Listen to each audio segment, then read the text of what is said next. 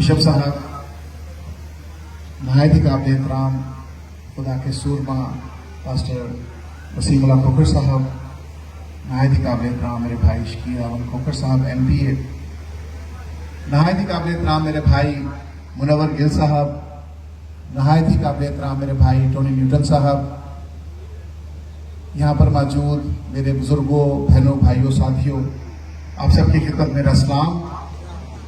मैं आप सबका बेहद मशकूर हूँ कि आज आप पर यहाँ पर मौजूद हैं, क्योंकि ये बड़ा मुश्किल और कठिन वक्त था और जिसमें से आप गुजर रहे हैं। बहुत बड़ी आजमाइश हमारे मसीह बहन भाइयों पर आई है। किसी एक फर्द वाहिद की वजह से आप सब ने तकलीफ उठाई है। इल्जाम किसी एक पर होता है, लेकिन तकलीफ पूरी आबादी ने और बथेरे घरों ने उठाई है। और उस मुश्किल में एक दिल तब भी गमज़दा होता है जब अपने प्यारों की आंखों में आंसू हम देखते हैं। हम मसीह का बदन हैं और मसीह का बदन होने के हवाले से बदन के किसी हिस्से में भी अगर कोई तकलीफ है, दुख है, दर्द है, तो उसका एहसास हमें होना चाहिए।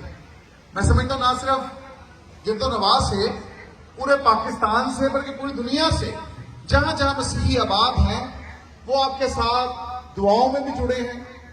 उनका एहसास का रिश्ता भी आपके साथ है और वो आपके साथ जो इस दुख की तकलीफ की घड़ी में अपने लिए कर सकते हैं वो कर रहे हैं। इसमें मैं समझता हूं कि हमारा जो रिश्ता है बड़ा टूट है।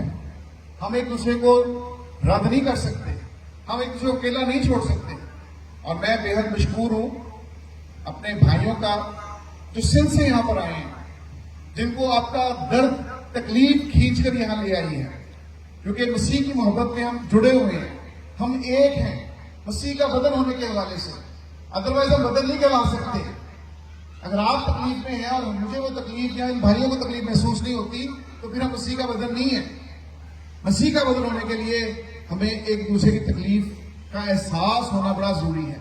हमें भी उस करब से गुजरना जरूरी है। और जब हम मसीह में हैं तो मुश्किलात, आजमाइशें हमें अक्सर घेर लेती हैं।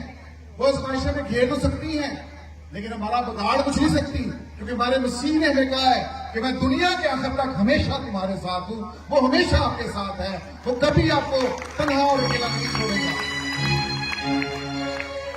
अभी पास्टर वसीमुल्लाह खोखर साहब, जो मजहबी स्कॉलर भी हैं, उन्होंने बड़ी खूबसूरत बात की कोरोना के हवाले से। वबाएं, बीमारियां, तकलीफें और मौत जिनको इंसान को जिसने घेर लिया और लाखों लोगों को उस मौत ने निगल लिया, उस बीमारी ने निगल लिया, उसकी बात की इन्होंने।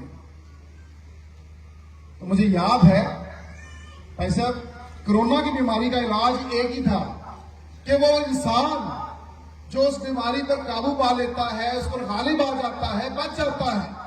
अगर उसके खून का प्लाज्मा लिया जाए और वो किसी ऐसे शख्स को लगाया जाए जो कोरोना में मुब्तला है, तो इंसान बच जाता था। जरूर था कि वो शख्स जो कोरोना पर गालिब आया, उसका ब्लड लिया जाए, उसका प्लाज्मा लिया जाए और उस शख्स को लगाया जाए और वो इंसान बच जाता था। जब हम देखते हैं कि हमारा यीशु मसीह जो इब्लीस पर गालिब आया, हर आजमाइश पर गालिब आया, मौत पर गालिब आया, जब उसका लहू हम ले लेते हैं तो हर आजमाइश पर गालिब आते हैं, मौत पर गालिब आते हैं, कब्र पर गालिब आते हैं और दुनिया की तमाम आजमाइशें हमारा कुछ नहीं बिगाड़ सकती। तो आज ये आपके लिए बड़ा हौसले का, तसल्ली का, इत्मीनान और सब्र का पैगाम है।